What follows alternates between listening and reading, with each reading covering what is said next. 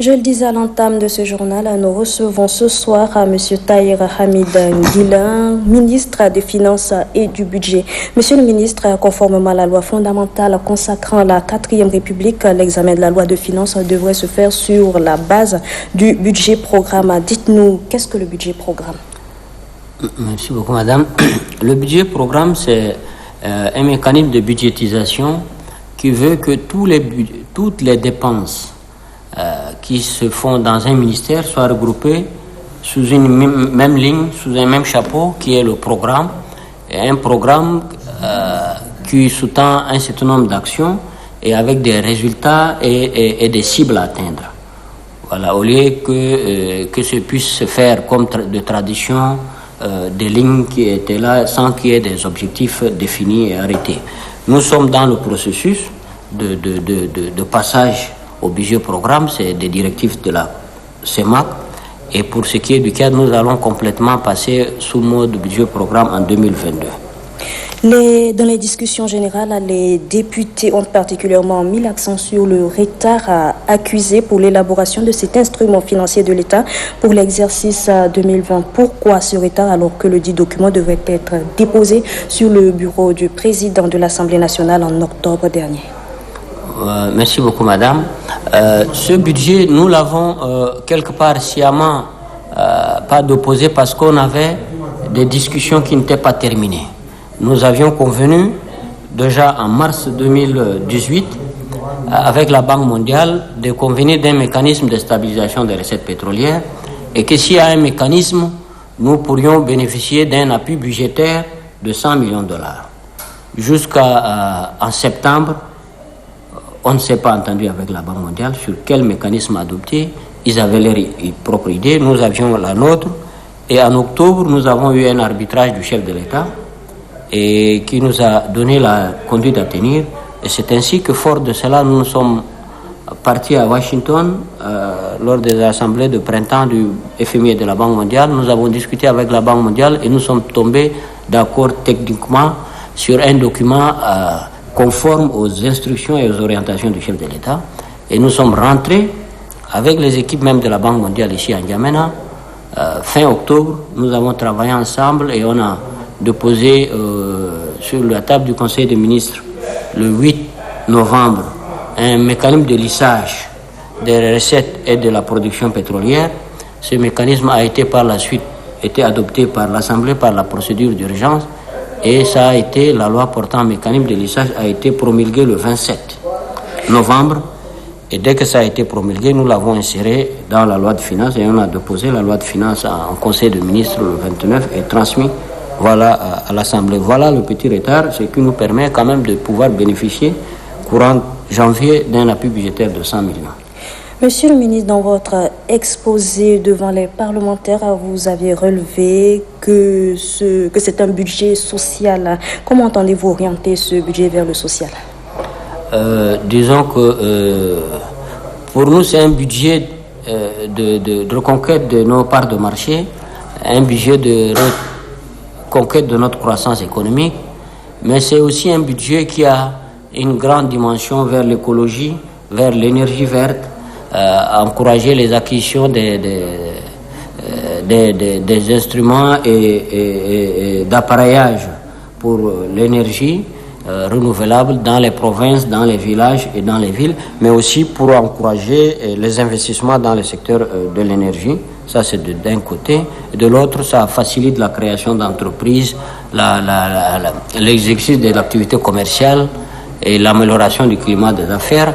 Mais aussi ça apporte des innovations en matière de TVA avec l'introduction d'un TVA réduite sur un certain nombre de produits. C'est pourquoi cela a été interprété comme un budget social. Parlons à présent du recrutement de 20 000 jeunes à la fonction publique. Comment entendez-vous mener ce recrutement? Déjà, disons que nous avons suivi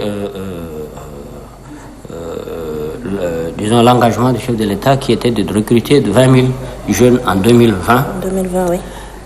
Ça a été interprété comme si ça a été dit janvier 2020, j'ai l'impression. Ça a été dit en 2020. 2020, c'est 12 mois. Déjà, depuis sa déclaration, le chef d'État a donné des instructions pour que des recrutements puissent s'opérer. Il y a eu le recrutement de plus de 500 médecins, Oui. Plus de 1000 quelques lauréats de différentes écoles. Nous avons 1500 enseignants scientifiques. Il y a en cours de recrutement 1650 infirmiers et agents médicaux. Donc déjà, il y a plus de 3000 recrutements qui vont être tous, qui vont émerger sur la solde en 2020, à partir de janvier. Et à partir du mois de janvier, il y aura aussi le remplacement de tous les personnels de l'État qui ira en retraite, c'est entre 1500 et 2000 personnes. Et nous sommes en programme avec le Fonds monétaire international et la Banque mondiale. Ce programme se termine en juin. Nous avons jusqu'à décembre pour tenir la promesse du chef de l'État. De recruter 20 000 jeunes à la fonction On publique. se donne rendez-vous en décembre 2020. En décembre 2020. Voilà. Le rendez-vous est pris. Vous avez également parlé dans votre déclaration des innovations. De quoi s'agit-il? Les innovations, c'est que nous avons pris un certain nombre de mesures pour sécuriser les recettes, particulièrement les recettes de TVA, qui étaient des recettes collectées parfois, retenues par d'autres fois, et qui n'étaient pas toujours reversées. Et nous avons mis des mesures coercitives qui peuvent aller jusqu'aux poursuites, parce que quand on retient de l'impôt et qu'on ne le reverse pas, ça s'assimile à de détournement des deniers publics.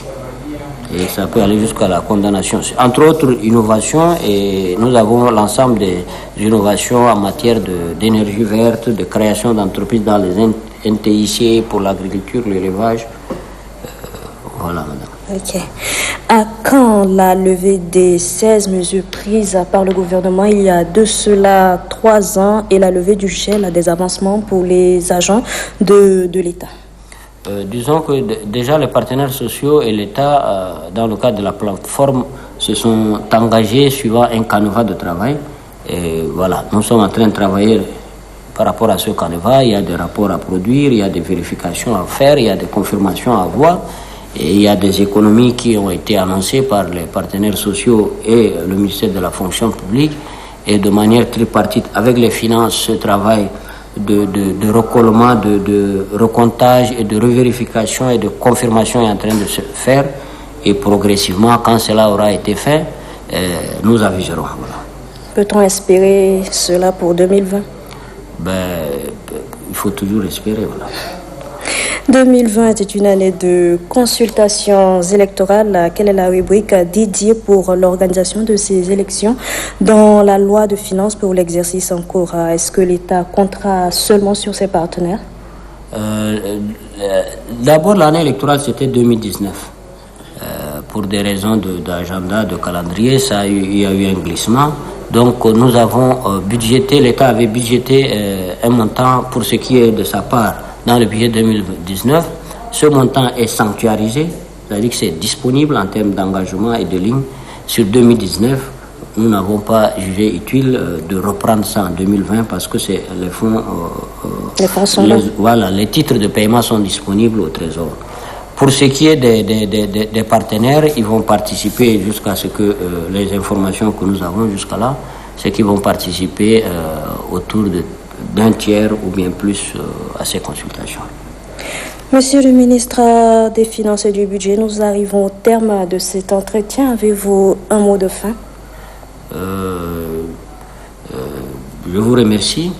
Nous avons ce budget 2020 a été adopté par l'Assemblée nationale. Nous attendons sa promulgation pour que très rapidement nous puissions au niveau de tout le gouvernement et particulièrement du ministère des Finances le mettre en musique pour que nous puissions tenir les promesses en termes d'investissement au profit de la population, au profit de nos territoires,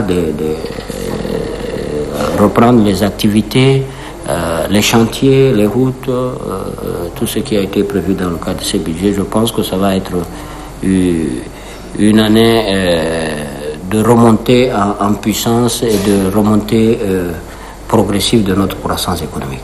Monsieur le ministre, merci. Merci beaucoup, madame. Pour rappel, chers téléspectateurs, nous venons de nous entretenir sur ce plateau avec monsieur Tahir Hamid Nguilin, ministre des Finances et du Budget.